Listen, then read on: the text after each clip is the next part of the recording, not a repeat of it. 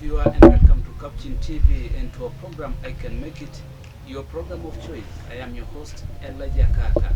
Today in our program, we've attended an event that was organized by DICOWA, an organization that with an initial DICOWA, the full meaning of disability concerned with awareness, in collaboration with Red Cross. The program of this day was organized by DICOWA to provide a medical checkup for people with disabilities, or rather for children with disabilities. This event is hosted here at Red Cross Karen Langata branch, whereby the exercise is taking place. We have doctors from Optica Hospital and other doctors from even private clinics who have joined together, or rather who have collaborated with DICOWA to provide the free medical checkup for people who are living with disabilities. You remember, you can get in touch in this program through our Facebook page, I Can Make It, or through Capuchin Television Network Facebook page, or you can call us on 0717 424 866. Take a look on this story. Disability Concerned with Awareness, DICOWA, is a community-based organization. The non-government organization has facilitated a free medical checkup camp for disabled children few days ago. The exercise that took place in Dagorreti was attended by people from different parts of the country. Mrs. Lucy is the director of DICOWA. DICOWA is a CBO, community-based organization.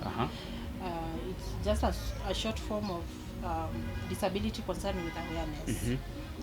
Initially was begun with by parents with children with disability. But later on, we also considered people with disability joining us.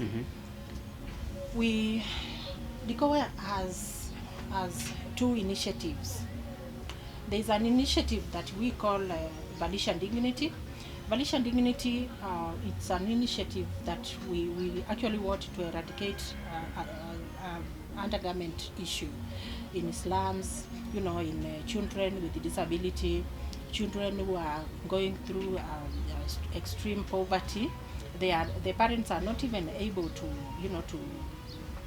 afford the undergarment, and also balancing with the daily life experience.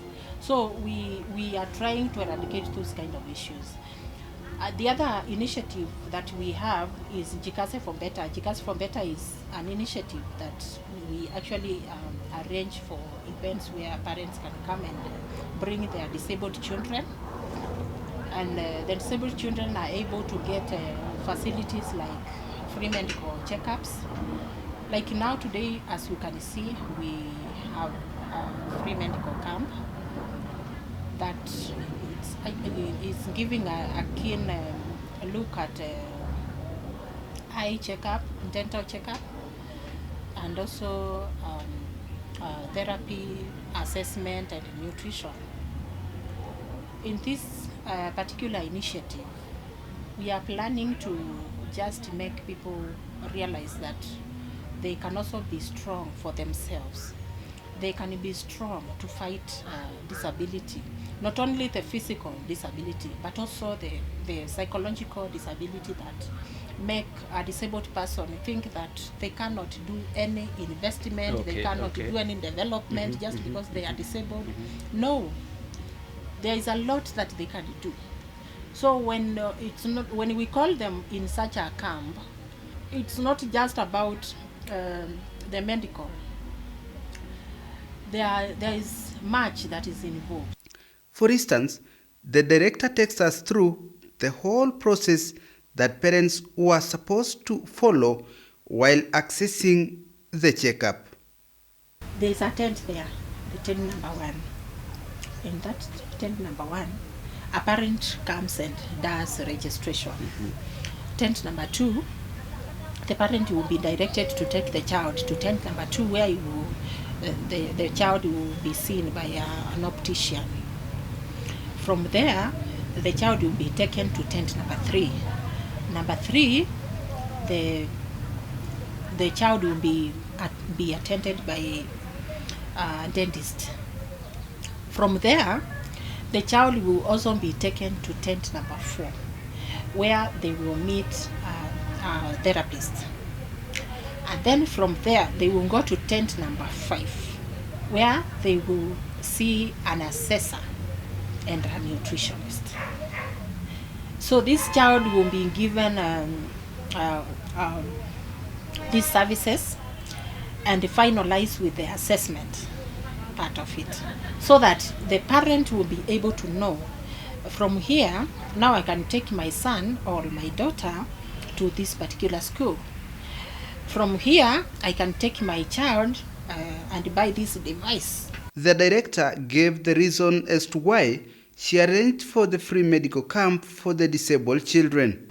You see, through the experience that I actually went through, it was not easy for me when I was, trying to raise my son, without any family, wanting to associate with you, without a husband, without a mother to, to even consult, give you moral support.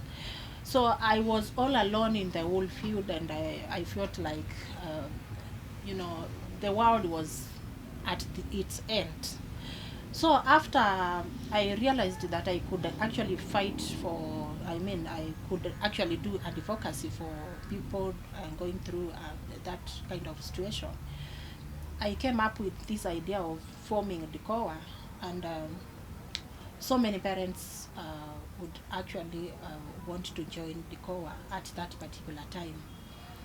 And the main agenda in this was, to make things better for parents with the children with disability, that we may give each other a moral support, that we may also raise our children in a friendly way, in a friendly environment. We may know better how to handle them and, fight for their rights, especially when it comes to, accessing education, accessing, their daily life needs.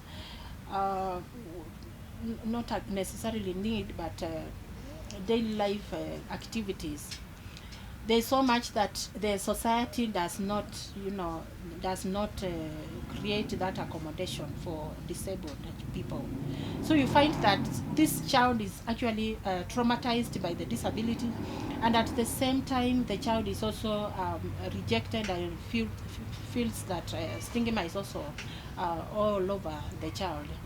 Mrs. Lucy had also elaborated on some of her expectations from the free medical checkup camp. I expect parents, to at the end of the day, feel that they are well served, and mostly is to make the child survive. Mm-hmm. You see, this is about jikaze for better. Jikaze simply means you must be strong to make the situation better for yourself. Mm-hmm. There are things that I will tell you, issues that actually surround children with disability. Children with disability are likely to have issues with their eyes. And if you want to find it in a better way, just to talk to these parents and see what they will tell you. You will find that 90% of children with disability, they have an issue with their eyes. 90% of these children, they have issues with their chest, or they have issues with their dental, oral, there are oral issues all over. Mm-hmm. So, and again, another issue that actually surrounds these children is the exercise part of it, because this child is not able to do exercise by themselves. They cannot play. They cannot. They are just confined, and so if you don't give them that therapy is exercise, they are not able to get the activity of the body as usual. So when you provide this kind of medical service, and they come here and they are advised, and they are also given a solution on how to tackle these issues, the parent feels that the society is actually accepting. And if you can read their faces, They are smiling as they go out, but as they come in, they come mourning. They are like, they don't know whether they will get a solution here. So there are so many issues, and those issues are the ones that we try to, to reduce some of them. The director of the small community-based organization has given some advice to the society in matters disability. What I would say is that let the world learn to accommodate disability. There is so much that we go through when we have a child with a disability, and we would want to see everybody in the society accepting that we are there. You cannot assume a disabled person because they are there, they exist. You see, I will give you an example. There are those guys who sat down one day and they decided to build Kenyatta, and they said, okay, our people have been dying here. Let's go and come up with an idea of building an hospital. Why did they do that? Because they wanted to make things better. Mm-hmm. They wanted people to get healed. Mm-hmm. They wanted people to get their cure through that hospital. But the same guys sat later. They came together again. And then they said, okay, we build this hospital with an idea of making people get better. But now there are some who cannot reverse. They have been dying here and we have nowhere to take them. So what do? They also came up with an idea of having a mortuary there. Those are the same people who had a good idea of making people. The director has also mentioned on some of the challenges they are facing as an organization. Sometimes you find it so hard to convince someone to give you a coin. We have been trying to mobilize funds, but we go through, matatus. There's nothing that we don't do when it comes to mobilization of funds. I don't know how to explain it, but going to matatu is the craziest. You go to matatu and then you are like, I'm so and so, I'm looking for these kind of funds. Some of them will give, some of them will not give. You might get 200 shillings, you might get 400 shillings, and then some other people would discourage you. But we don't focus on challenges. On our quote of the day, we look at a saying by Joel Austin that says, when you sow a seed of kindness, a seed of forgiveness, a seed of helping someone that hurt you, you are providing to God that He can trust you. Your character is coming up higher. That's when God will release more favors in your life. Thank you very much, our viewer, for joining us on I Can Make It, your program of choice. Today, as I told you earlier, that we've attended an event that has been organized by DICOWA. If you want to get in touch with us in this program, you can call us on 0717 424 866, or you can, get in touch through our Facebook page, I Can Make It, or through Capuchin Television Network Facebook page. We are going for a short break, but we'll be right back. Stay tuned. I have been your host, Elijah Kaka.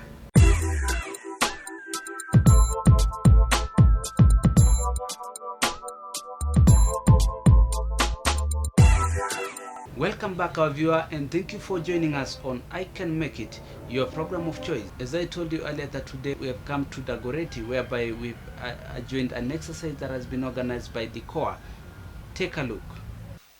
In addition, Sarah is a medical student from Sri Lanka in the continent of Asia. However, she's a volunteer at Red Cross Society of Kenya. Sarah adds more. An event like this is something that I really enjoy. I really enjoy it, and I love working with kids.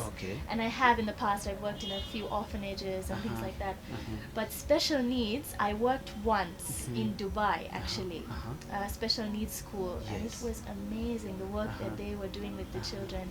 They were doing all sorts of like educational programs and skills. They were teaching them so many skills, you know, so that in the future they could also explore some ways to have an income of some sort. So that was my only experience with special needs. And after that, it's here. Wow. Yeah, and just for today, unfortunately, I wish I could carry on working with you and your project. Yeah, it's great to see, because I found out it's not only here as well. I'm quite sure it's in a lot of different countries. And I've lived in quite a few countries, and I'm originally from Sri Lanka, and definitely special needs is something that it needs to be talked about more. And more attention needs to go into making sure that these people have, that the society is friendly towards them. And not only that, like even infrastructure, even, you know, buildings, normal supermarkets, things like that. There are so many ways that they could make it friendly for disabled people to use them as well, without feeling like there are barriers in society for them to continue their normal lives. So that's all we want. Wow, great. Included. I really do have an interest in this, but my first experience was in Dubai, when I worked at the Al Noor Center for Special Needs. It's in Dubai, and I think there are many different centers like that. But when I went there, I saw that they were engaging special needs kids with different types of activities, not only educational, but even they were teaching them different types of skills. Co-curricular activities. Skills, and they were acquiring things like jewelry making and artwork and things like that. And the center was actually making efforts to collect the work that these children do and to sell them and to create funds to support their care and their development, and obviously whatever medical facilities and things like that. It was doing really well, and the children, you can see they were really happy, and they were being treated like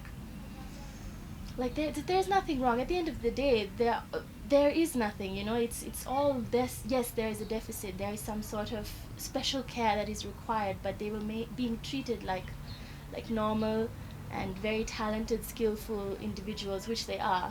And society, the people that were working with them, they were also well trained, and then above all, it was the compassion, and the wanting they had to work with these kids to make them feel great. Good. Great. That was my first experience.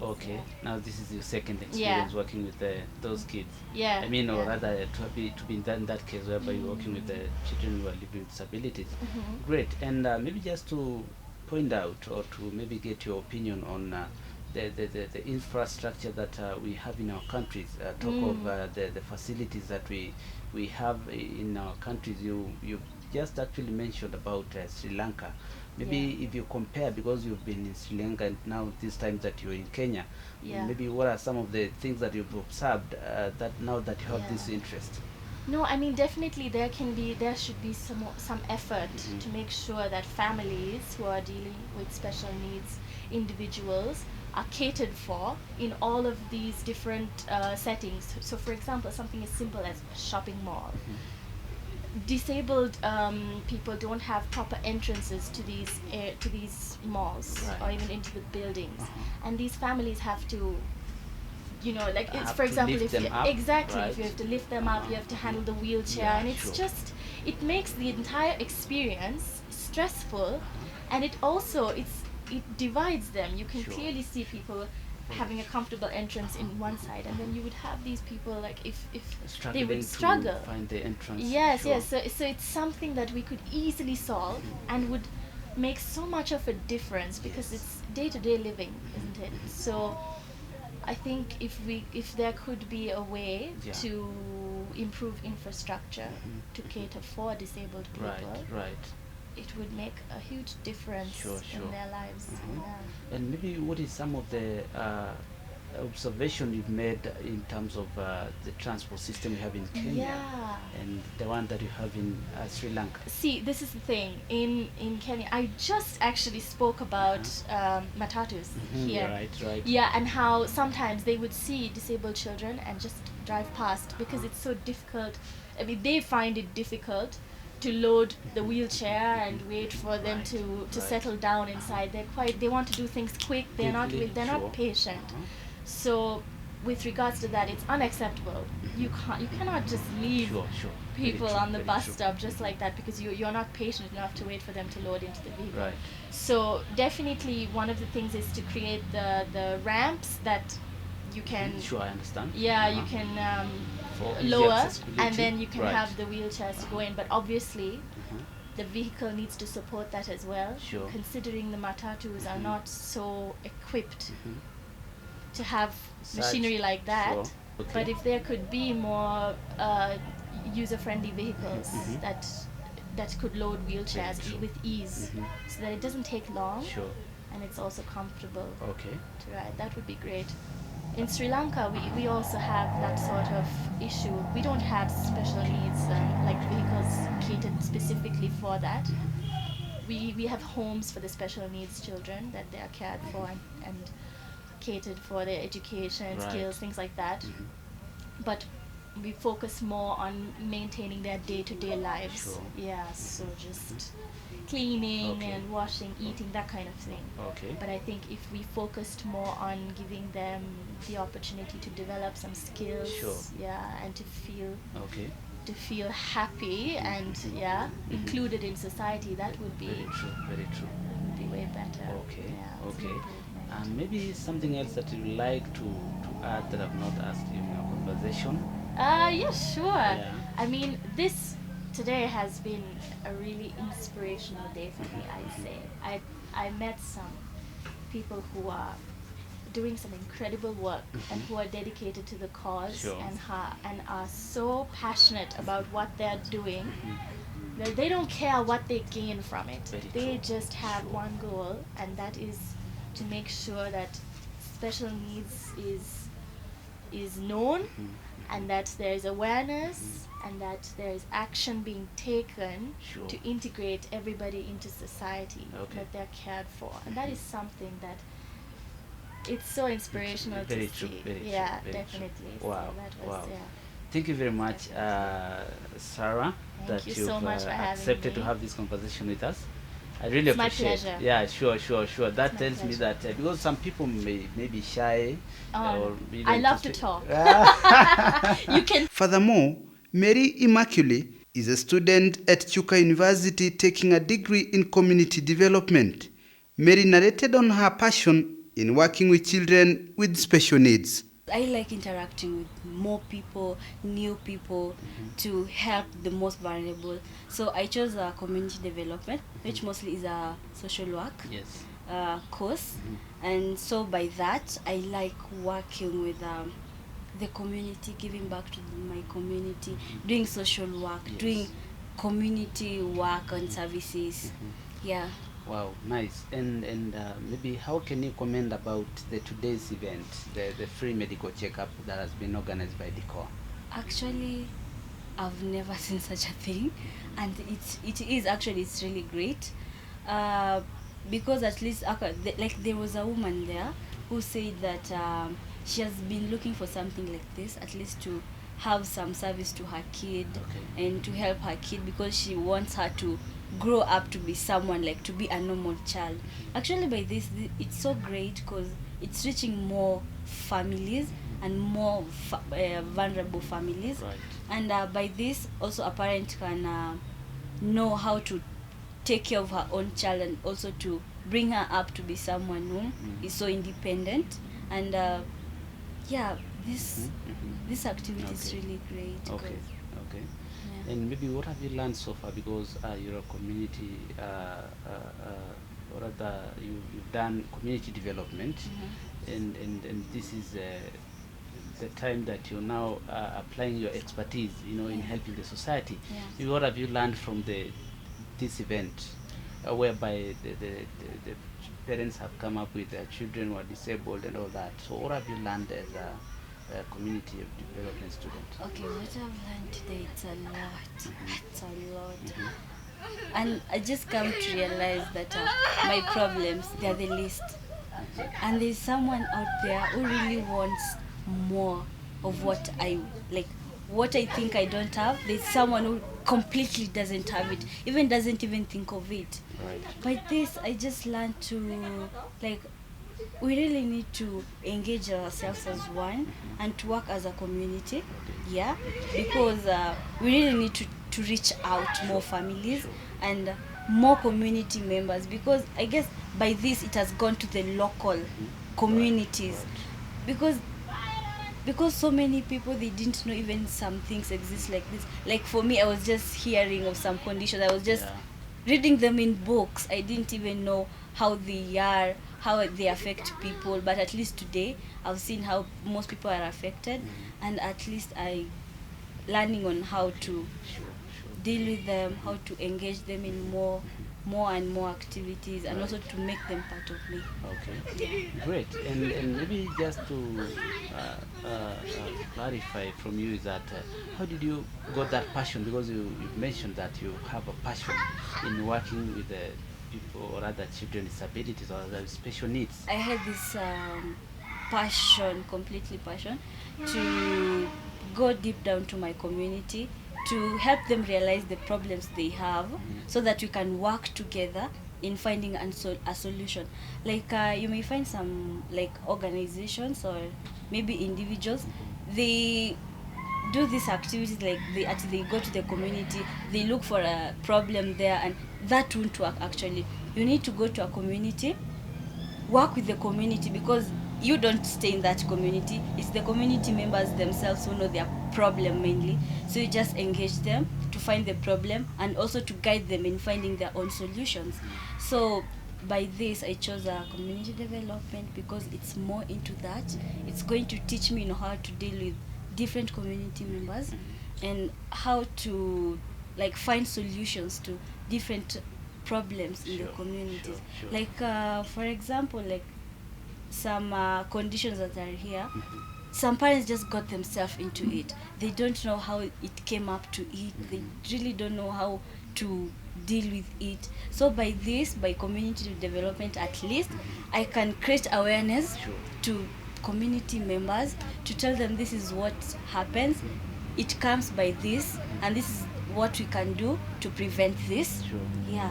Wow, that is really interesting. Yeah. And have you ever been, in situations whereby you interact with these people, or maybe have you ever maybe having some social activities with children living with disabilities? With any organizations, no. But I've ever worked with the National Fund for the Disabled. Yeah, to just work with the community members. Yeah, and actually this is my second, though I've never seen such a camp.